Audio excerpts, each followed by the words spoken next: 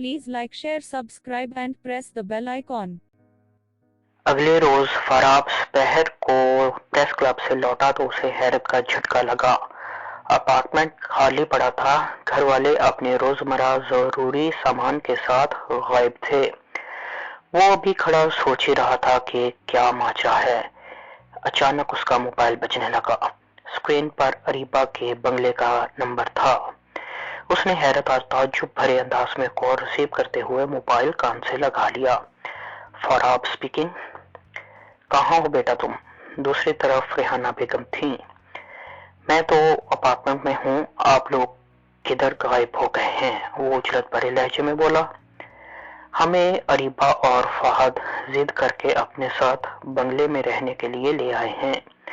हमने बहुत इनकार किया, मगर तुम्हारी बीवी तो हमारी कोई बात सुनने को तैयार ही नहीं थी। फहद का इसरार अलग था, इसलिए मजबूरन हमें उनके साथ आना पड़ा। रेहाना बेगम ने जवाब दिया। आपी आफरीन है आप पर। इतना बड़ा कदम उठाने से पहले कम से कम मुझसे तो पूछ लिया होता। वो नाराज से लहजे में गोया हुआ। पूछते तो तब ना, जब हमारी कोई बात सुनी जाती। हमारे हर सवाल के जवाब में तुम्हारी बीवी का एक ही जुमला होता था कि मैं कुछ नहीं जानती, बस अभी और इसी वक्त आप लोगों को मेरे साथ चलना है। अब बताओ, हमारे पास कोई राह बची थी घर ना छोड़ने की? रेहाना बेगम ने कहा। ये लड़की भी समझ से बालातर है। वो बस सोच कर रह गया। शाम तक आप लोग वापस आइए, वो दो टोक लहजे में बोला। खुद आकर ले जाओ, तुम्हारी बीवी हमें नहीं आने देगी। रेहाना बेगम ने सहूलत से दामन बचाया। ठीक है, आप लोग तैयार रहिएगा, मैं 6 बजे तक पहुंच जाऊंगा। उसके लहजे में खुफगी थी। हाँ, तुम आओ, फिर पूछती हूँ तुमसे, रेहाना बेगम ने गहरे लहजे में कहा। क्या मतलब? वो चौंका। कुछ नहीं, बस तुम 6 बजे तक पहुंच जाना, रेहाना बेगम ने बदस्तूर साबका लहजे में कहा और रिसीवर रख दिया। मैं भी कहूँ कि मोहतरमा आज प्रेस क्लब क्यों नहीं आई, तो ये गुल खिलाना था मेरी गैर मौजूदगी में। वो झुलाए और कुर्ते लहजे में बुड़बुड़ाया और फिर मुट्ठियां भींचते हुए सोफे पर ढह गया। अरीबा को यकीन नहीं आ रहा था। फराब उसके बंगले में, उसी के कमरे में, उसी के बेड पर उसके साथ सोया हुआ था। ये अलग बात थी कि दोनों में गलत फहमियां बदस्तूर कायम थीं, मगर अरीबा के लिए इतना ही काफी था कि वो सितमगर उसके बंगले में रहने पर राजी हो गया था। और ये कैसे हो सकता था कि रेहाना बेगम को उनके निकाह का इल्म हो और वो दोनों उनके सामने अलग अलग कमरों में रात बसर करें। असल में जब से अरीबा ने दूसरों के कंधों पर बंदूक रखकर चलाने की हिकमत अमली अपनाई थी, वो अपने मनचाहे नताइज हासिल कर रही थी। पहले उसने तंजीला के जरिए अपने प्रेग्नेंट होने की खबर फराब तक पहुंचाई, जिसके नतीजे में फराब ने उसे वॉशन से रोकते हुए नए सिरे से सबके सामने उससे निकाह किया और अपने घर वालों के सामने भी लेकर आ गया। और फिर वहां से अरीबा ने रेहाना बेगम का सहारा लिया। वो सबसे पहले तो उन लोगों को मजबूर करके अपने बंगले में ले आई कि अरबों रुपए की जायदाद का क्या फायदा था जब उसके अपने ही गरीबी और मुफलिसी की जिंदगी गुजार रहे थे। इसलिए उसने उनकी एक न सुनी और अपने साथ ले आई। रेहाना बेगम को उसने फराब से अपने पहले फोन पर हुए निकाह और प्रेग्नेंट होने के मुतालिक सब बता दिया और साथ ये भी वादा ले लिया कि फराब को इन बातों का पता न चले कि वो उस सितमगर को अपने तरीके से मनाएगी। फिर क्या था, फराब जब शाम 6 बजे बंगले में पहुंचा तो रेहाना बेगम उस पर बरस पड़ी।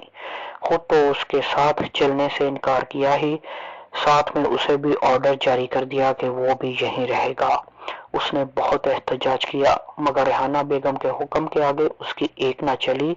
यूं वो सुलगती नजरों से अरीबा की जानिब देखते हुए वहीं रुक गया था। रात के खाने के बाद वो फहद और मुशेब के मुश्तरका कमरे की तरफ बढ़ रहा था जब रेहाना बेगम ने उसे पीछे से पुकार लिया। कहाँ जा रहे हो? सोने, उसने यकलफ्जी जवाब दिया।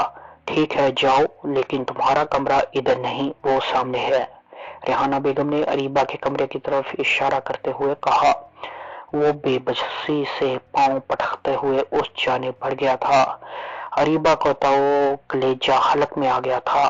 اس ستمگر کی اپنے کمرے میں موجودگی کے خیال سے ہی اس کے اوزان خطا ہو گئے تھے۔ جسم تھر تھر کانپنے لگا تھا، پیشانی پسینے میں ڈوب گئی تھی، دل بے ڈھنگے انداز میں دھڑکنے لگا تھا۔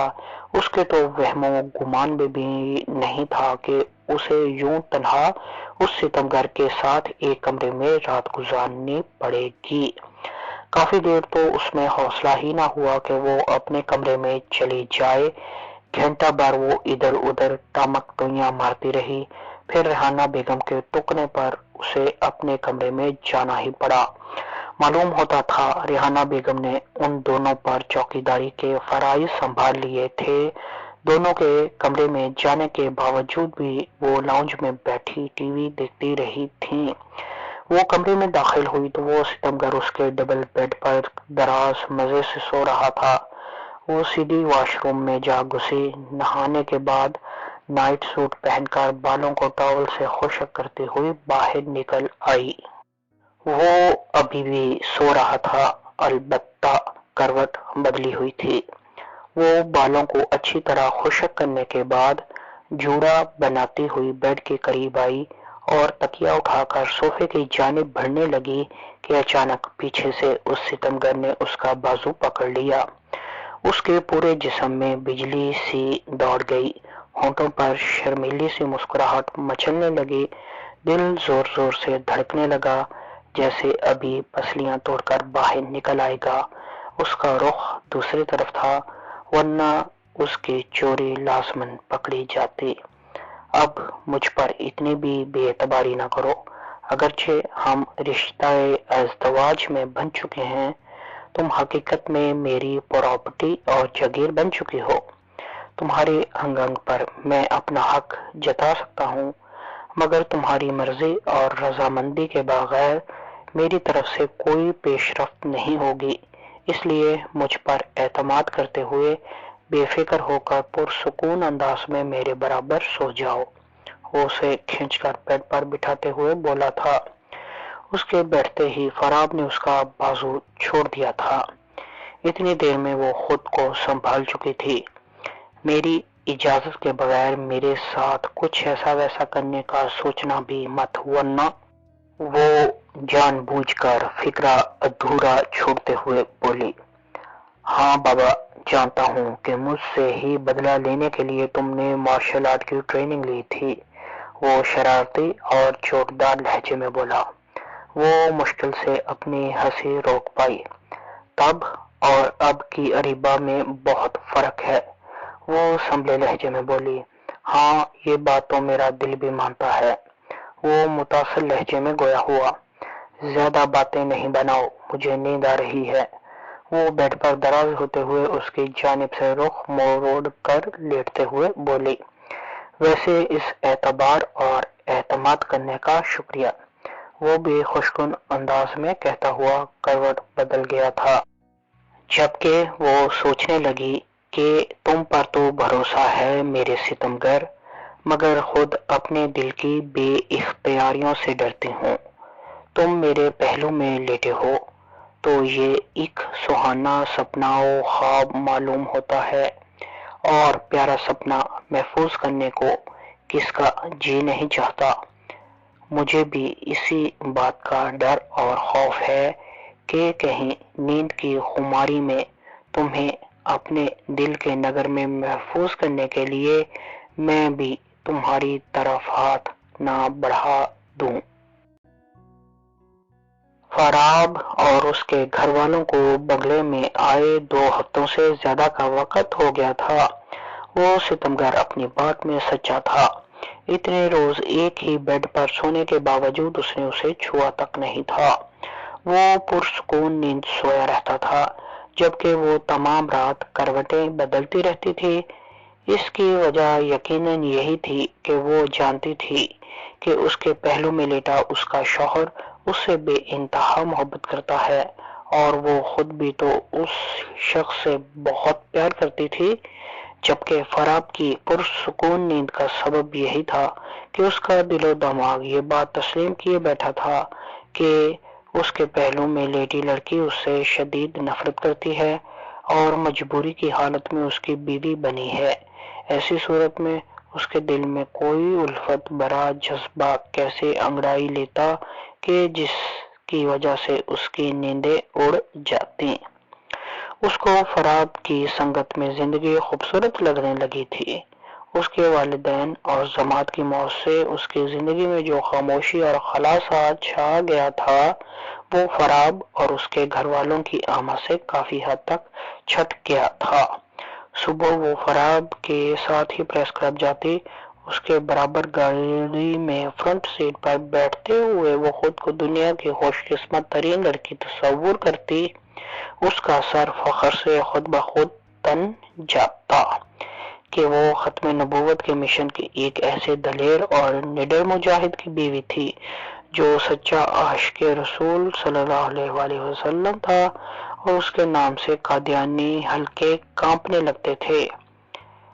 اس عاشق رسول کو دیکھ کر قادیانیوں کی صفوں میں زلزلہ آ جاتا تھا، تو پھر وہ اس کی سنگت پر کیوں نہ فخر کرتی۔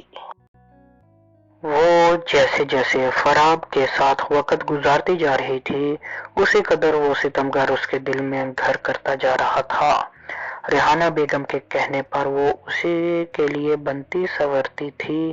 بظاہر یہی معلوم ہوتا تھا کہ وہ ریحانہ بیگم کے کہنے پر بناؤ سنگار کر رہی ہے، مگر حقیقت میں اس کا خود بھی جی چاہتا تھا کہ وہ سجے سنورے اور وہ ستمگر اس کی تعریف کرے۔ ابھی بھی وہ ڈریسنگ ٹیبل کے سامنے بیٹھی تھریڈنگ کرنے کے بعد نیل پالش لگا رہی تھی جب فراب کمرے میں داخل ہوا تھا۔ سنو، ہمیں رباز کی شادی کے فنکشن میں جانا ہے، میرا اچھے سے کلر کا 3 پیس سوٹ نکال دو۔ وہ واش روم کی جانب بڑھتے ہوئے بولا، انداز خالص روایتی شوہروں والا تھا۔ اسے اچھا بھی لگا اور نہیں بھی کہ حکم صادر کرتے وقت اس کی ذات کو بالکل ہی نظر انداز کیا گیا تھا۔ اور ہاں سنو، تم وہ پنک کلر کی ساڑی پہننا، اس میں تم بہت پیاری لگو گی، اور ڈھنگ سے تھوڑا میک اپ بھی کر لینا کہ وہاں ہمارے بہت سے شناسا یونیورسٹی فیلو بھی آئے ہوں گے اور سب کی نظریں ہم دونوں پر ہی ہوں گی۔ واش روم کے اندر سے اس ستمگر کی آواز سنائی دی تو باختیار اس کے لبوں پر مسکراہٹ مچل اٹھی۔ اس کا اپنے دل کی کچھ کیفیات سے واقف اور اکثر سے انجان اپنے روٹھے سجن پر صدقے واری جانے کو جی چاہنے لگا۔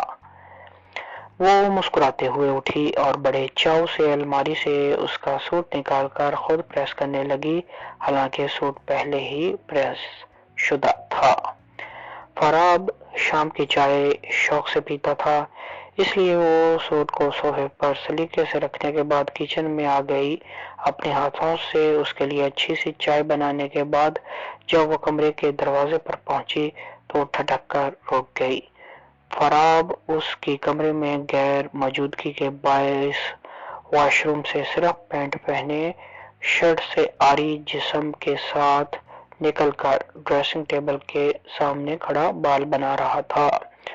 بہت خوبصورت مسلز تھے اس ستمگر کے، مگر ساتھ میں جسم پر چوٹوں کے نشان بھی کافی تھے، لیکن یہ نشان اس کی گوری رنگت میں چھپ کر رہ گئے تھے۔ اگر میرے روٹھے سجن جیسے مسلز سلمان خان کے ہوتے تو یقیناً وہ اپنی تمام موویز میں شرٹ ہی نہ پہنتا، اس نے باختیار سوچا، اور پھر مصنوعی کھانسی کھانستے ہوئے کمرے میں داخل ہو گئی۔ فراب چونکا اور پھر ندامت زدہ سا ہو کر واش روم میں گھس گیا، اور چند لمحوں بعد وہ باہر نکلا تو اس کے جسم پر شرٹ موجود تھی۔ سوری، میں سمجھا تم باتھ لینے ساتھ والے روم میں چلی گئی ہو، وہ سٹ پٹائے لہجے میں بولا۔ میں آپ کے لیے چائے بنانے گئی تھی، وہ غیر ارادی طور پر تم سے آپ پر آ گئی تھی۔ فراب نے یقین نہ آنے والی نظروں سے چونک کر اس کی جانب دیکھا اور پھر شکریہ ادا کرتے ہوئے ٹرے سے چائے کا کپ اٹھا لیا، جبکہ اسے بالکل بھی احساس نہیں ہوا کہ وہ کیا بول گئی ہے۔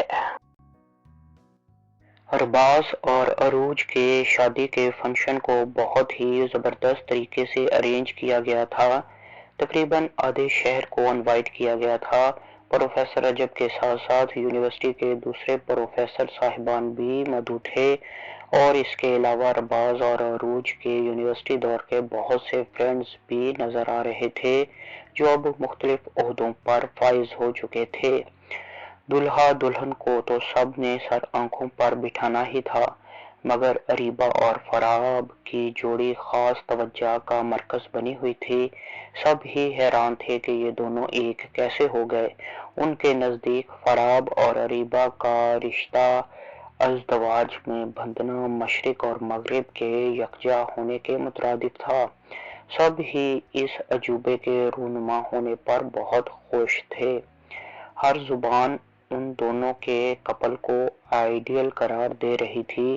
وہ فراب کی سنگت میں اتنی پذیرائی ملنے پر پھولے نہ سماتے ہوئے سوچنے لگی کہ اس ستمگر نے اگر اسے ڈیورس دے دی تو زندگی کی تمام رنگینیاں اور رعنائیاں ختم ہو جائیں گی اور وہ جیتے جی مر جائے گی۔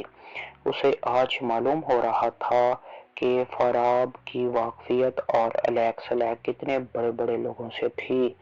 وہ اس کا ہاتھ تھامے باری باری سب سے اپنی وائف کی حیثیت سے اس کا تعارف کروا رہا تھا۔ سب ہی لوگ انہیں بڑی عزت دے رہے تھے۔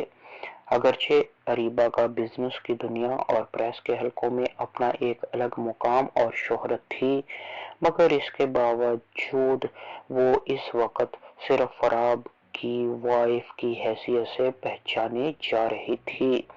وہ حیران تھی کہ یہ شخص آخر چیز کیا ہے۔ بھلا کوئی یقین کر سکتا تھا کہ یہ ڈیسنٹ سی پرسنالٹی کا حامل شخص بچپن میں یتیم خانے سے بھاگا ہوا ایک بچہ ہے جو اپنے بل بوتے پر سالوں کی کٹھن محنت کے بعد اس مقام تک پہنچا ہے۔ اس کے پاس نہ کوئی وسیع و عریض جائیداد تھی اور نہ بینک بیلنس، پھر بھی ملک کی امیر کبیر شخصیات اس کو کسی رئیس زادے کی طرح عزت دیتی تھیں۔ بڑی بڑی سیاسی شخصیات اس کے سامنے سر تسلیم خم کرتی تھیں کہ میڈیا والے اس نوجوان لڑکے کا بہت کہا مانتے تھے۔ دوسرے لوگوں سے ہٹ کر اریبہ اس کی شخصیت کے ایک اور راز سے بھی واقف تھی کہ انڈر ورلڈ مافیا پر اس شخص کا بشر سجاد کے نام سے مکمل ہولڈ تھا، جس سے وہ اپنے بہت سے کام نکال لیتا تھا۔ اریبہ کو اس کی ان تمام تر کامیابیوں کی صرف ایک ہی وجہ سمجھ میں آتی تھی، اور وہ یہ کہ اس شخص کا دل ہر وقت اللہ تعالیٰ کا حکم بجا لاتے ہوئے محمد عربی صلی اللہ علیہ وآلہ وسلم پر درود بھیجتا رہتا تھا۔ درود پاک ہی اس کی کامیابیوں کی سیڑھی تھی۔ اریبہ نے جب سے جوانی میں قدم رکھا تھا، اس نے اپنے رکھ رکھاؤ اور پرسنالٹی سے ہر کسی کو زیر ہی کیا تھا۔ ہر کوئی اس کی راہ میں پلکیں بچھاتا نظر آتا تھا۔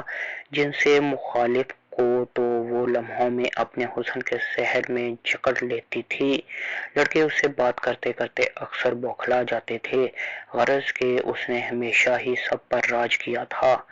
مگر اس کے دل کی عجیب خواہش تھی، وہ چاہتی تھی کہ اس کا لائف پارٹنر ایسی پرسنالٹی کا حامل شخص ہو جو اس پر چھا جانے کی صلاحیت رکھتا ہو، جو اس کی دولت اور عمارت سے ذرا نہ دبے بلکہ اسے ایک عام سی اچھی شکل و صورت والی لڑکی سمجھ کر اپنی محبت اس پر لٹائے۔